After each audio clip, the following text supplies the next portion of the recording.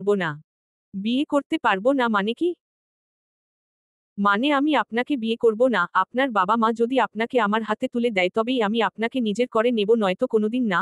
আপনার বাবা মা জন্মের পর থেকে আপনার জন্য যা যা করেছে সেসবের বিনিময়ে তাদের অসম্মান আর লজ্জা উপহার দিবেন? বাসায় চলে যান। নয়না বলল, ভাইয়া আপনি একদম সঠিক কথা বলেছেন, আগে ফুপ্পিকে রাজি করাতে হবে। তাদের মানিয়ে তবেই বিয়ে। রেজা বলল, তাহলে এখন কি করব? কি করব মানে কি? অনিকেত ভাইয়াকে নিয়ে আমরা সবাই ফুপ্পির বাসায় যাব। অনিকেত বলল, যদি মানা করে দেয়? মানা করলে 100 বার যাবেন, একবার দুইবার, কতবার মানা করবে শুনি? কাউকে সারা জীবনের মতো নিজের করতে চাইলে আঠার মতো লেগে থাকতে হয়। যাতে ফিরিয়ে দিতে দিতে ক্লান্ত হয়ে বলে, দিয়ে দিলাম নিজেকে তোমায়।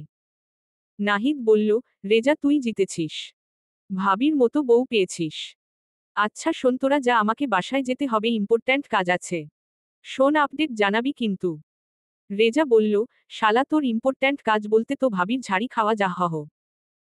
ভালো বউ পেয়েছিস তো তাই বুঝিস না, আমার মতো বউয়ের মতো বউ পেলে বুঝতি জীবনে প্যারা কাকে বলে। প্যারা হলেও ভালোবাসা। যাহহ ভাবির কাছে যা। আসি ভাবি। আর হ্যাঁ, এরপরের বার আমাদের বাসায় যাবেন কিন্তু। জি ভাইয়া, ইনশাআল্লাহ যাব।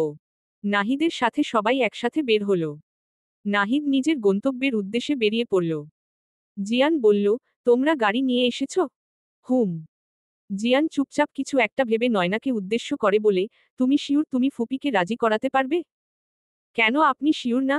আপনার ফুপু আপনি তো আমার চেয়ে ভালো চিনবেন। তুমি আমাকে আপনি করে কেন বলো? আমি তোমার পার্সোনাল প্রপার্টি, সো সব সময় তুমি করে বলবে। আর একবার আপনি করে বললে খবর আছে। আহাগো, এত বড় এক দামড়া বেডারে আমি তুমি করে বলবো? এই শিক্ষা আমি পাইনি, আর কটার খবর মিস্টার প্লেন ড্রাইভার? আহাগো বাটার মাশরুম। তুমি হাঁটুর বয়সী এমনি এমনি বলি। তোমার কর্মকাণ্ড দেখলে যে কেউ বলবে। শুনো, তুমি আমার 3 কবুল পরা বউ, অতএব আমি যা বলবো সব তোমার শুনতে হবে। না শুনলে কিন্তু থেরাপি চলবে, চুমু থেরাপি। আপনি তো আমার কবুল বলা ছাড়া হাসবেন, আপনার কথা আমি কেন শুনব? আহারে ময়নার মা, তোমার বাবা নিজে তোমাকে আমার কাছে সঁপে দিয়েছে, এখনো কানে বাজে তোমার বাবার মুখের কথা। আমি মাহবুব তালুকদার আমার একমাত্র কন্যা সুনয়না তালুকদারকে নাজিম চৌধুরীর বড়পুত্র জিয়ান রেজা চৌধুরীর সাথে 10,52,000 টাকা মোহর ধার্য করিয়া বিবাহ দিচ্ছি। তারপর কি হয়েছে? তারপর আর কি? কাজী সাহেব বলল, বলো বাবা, আলহামদুলিল্লাহ কবুল। আমিও বললাম আলহামদুলিল্লাহ কবুল। এই তো তুমি আমার অর্ধাঙ্গিনী হয়ে গেলে সারা জীবনের জন্য। ওয়েট, তুমিও তো পর্দার ওপাশ থেকে কবুল কবুল বলেছিলে। সো আমি যা বলবো তাই শুনতে হবে। অনিকেত পাশ থেকে বলল, তোরা তোদের প্রেম বাড়িতে যে করিস, যেখানে সেখানে পীড়িত করার বৈধতা নেই। লজ্জা রাখো শালা। নয়না বলল, ভাইয়া জানেন কি হয়েছে? কি হয়েছে বনু? আমরা তো বাসায় সবাই টেনশন, কি হবে, নীলাঞ্জনা আপি পালিয়ে গেল। হঠাৎ আমার বাপ আমার হাত ধরে বলে, তোমার বিয়ে হয়ে গেছে নয়না, কিছু নেয়ার থাকলে ব্যাগ গুছিয়ে নাও, তোমাকে একটু পর যেতে হবে। আমি তো এই কথা শুনে সব শোক ভুলে হাসিতে ফেটে পড়লাম, ওই মুহূর্তে এর চেয়ে বড় জোকস আমার কাছে আর কিছু মনে হয়নি। জোকসও সত্যি হয়ে গেছে তাই না? এর চেয়ে বড় শোকট কি ছিল জানেন? কি? এই প্লেন ড্রাইভার শয়তান বেডা সবার মাঝখান থেকে আমাকে টানতে টানতে গাড়িতে নিয়ে এসে ফেলেছে, গাড়ির দরজা বন্ধ করতেই আমি অজ্ঞান। থাক বনু, সে সব আর মনে করতে হবে না। মনে করো ওই ঝড় এসেছিল তোমাদের এক করতে। সেই ঝড় তোমাদের জন্য মঙ্গল বয়ে এনেছিল। নয়না আর কোন উত্তর দিল না, গাড়ির গ্লাসের বাহিরে দৃষ্টি স্থির করল। ঔষধি সাইনাদের বাসায় এসে সবাই নাস্তা করল। জিয়ান বলল, ফুপ্পি ও আমার ফ্রেন্ড অনিকেত মাহমুদ। আমরা ওর জন্য সাইনাকে পছন্দ করেছি, তোমার আপত্তি না থাকলে এগোতে পারি। তা বাবা, করো কি তুমি? ডাক্তার। বিএসএমএমইউ মেডিকেল কলেজ হসপিটালে কর্মরত। আর অবসরে দুটো চেম্বারে রোগী দেখি। কিসের ডাক্তার তুমি? কার্ডিওলজিস্ট। বাবা, মা, ভাই, বোন মানে ফ্যামিলি ব্যাকগ্রাউন্ড কি? অনিকেত থমকালো, সে এই প্রশ্নটাকেই ভয় পায়। নয়না বলল, ভাইয়ার পুরো নাম অনিকেত তালুকদার। আমার বড় ভাই। সাইনার মা খুশি হয়ে বলেন, তাহলে আমার কোন আপত্তি নেই এই বিয়েতে। অনিকেত শান্ত স্বরে বলল, আমার বাবা, মা, ভাই, বোন কেউ নেই, আমি একা। জানি না ওনারা পৃথিবীতে আছেন কি না। আমি এতিমখানায় বড় হয়েছি, বাকিটা আপনার উপর ডিপেন্ড করছে। সাইনার মা চুপ করে থাকলো কিছু সময়, এরপর নীরবতা ভেঙে বলল, তোমরা যাও, আমি পরে ভেবে চিনতে জানাবো। অনিকেত বলল, আপনার উত্তর না হলেও আমরার বিন্দুমাত্র মন খারাপ হবে না। আমার সব আছে কিন্তু পিতৃ পরিচয় নেই, এই সমাজে আমারা মূল্যহীন। আজ আসি আন্টি, কষ্ট দেওয়ার জন্য দুঃখিত। অনিকেত উঠে বের হয়ে গেল।